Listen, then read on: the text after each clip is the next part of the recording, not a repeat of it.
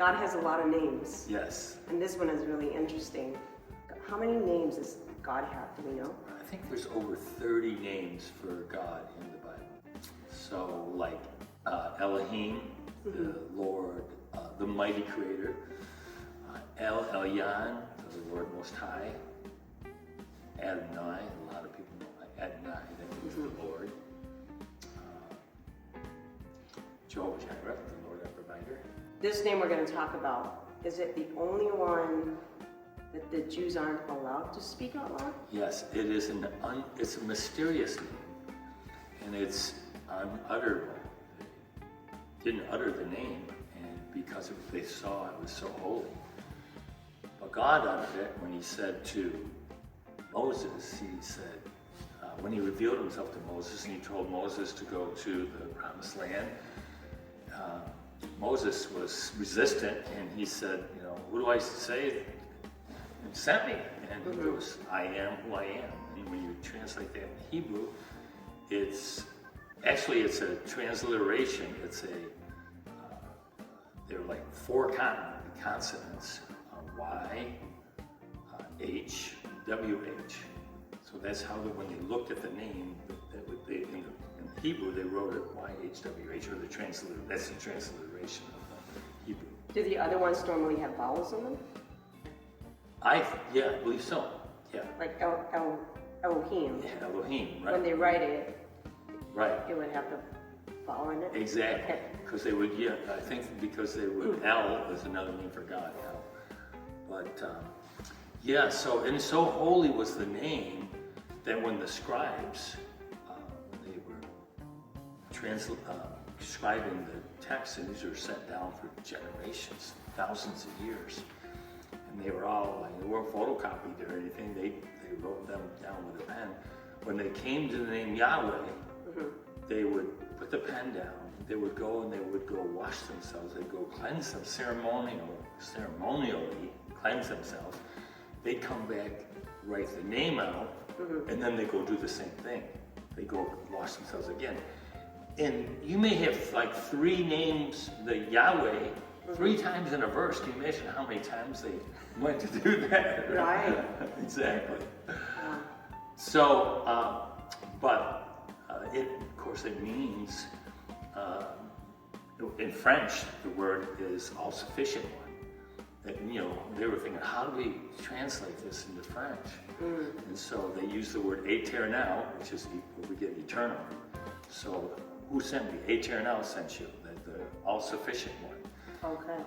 And really, in the name, it means, the self-existent God. There's nothing before him. There's nothing after him. He's all eternal. What situations would you refer to God as Yahweh? Like, when would it be appropriate to say Yahweh? Yeah. So when you read the scriptures now in the my Bible, the New King James Version, you can always tell when they've translated, because there's another name for God is Lord. Yeah. Capital L, little o, little r, little d. But in the New King James, it's capital L, capital O, capital R, capital D. So whenever I read the Bible in my Spirit-filled Life Bible, I know that when I see a capital L, capital O, capital R, capital D, that is the name Yahweh that they have. And because it's the covenant name for God, they were, people of God were in covenant, just like we're in covenant. Okay. So when we sing that song, or any song with Yahweh in it, we are referring to our God as a covenant God with us. Can you explain what God being a covenant means? So covenant means that, in the picture of covenant in the scriptures were that two parties, they cleave together. Okay, like a marriage. Like a marriage, yeah, right. Okay. So when we're in covenant with God, it means we have cloven to him. Is that the word, cloven? we've cleaved to him, and now there's parts of there's that we would serve him, love him, obey him. That's our part of the covenant. Of course, God's part was that as you saw in Abraham, when they cut the animals, and God, the smoking flax walked through the covenant when Abraham fell. They put Abraham in a deep sleep, and he made covenant with Abraham. It came with the death. Of course, our covenant with God is through the death of Jesus. Right. Just to recap, the name of God, Yahweh, was first introduced to us in Moses.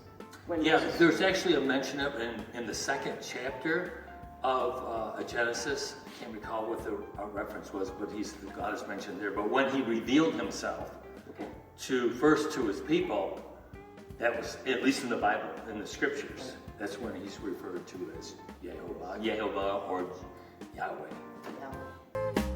So, to think of God as Yahweh, if I understand correctly, first is to think of him as someone who's made covenant with us, which in essence means provided Jesus for us, right? But when you say all-sufficient, he's also someone who doesn't really need us. Because he's complete in himself. Exactly. That's brilliant. That is really good. So, why do you think in the holiness compared to all the other names, in the holiness of that name, is it because that's how he first revealed himself? Yes. That's how Israel. Right. So that's how he wanted the children of Israel to know him. Of course, whenever he revealed himself, oftentimes, like he said to Moses, take off your shoes when you're standing up. That was a bad implication, I think, right there. He said, who's sending you? Who's sending you? That's transliterated. Yeah, I am who I am, sent you, yeah. That's transliterated, correct.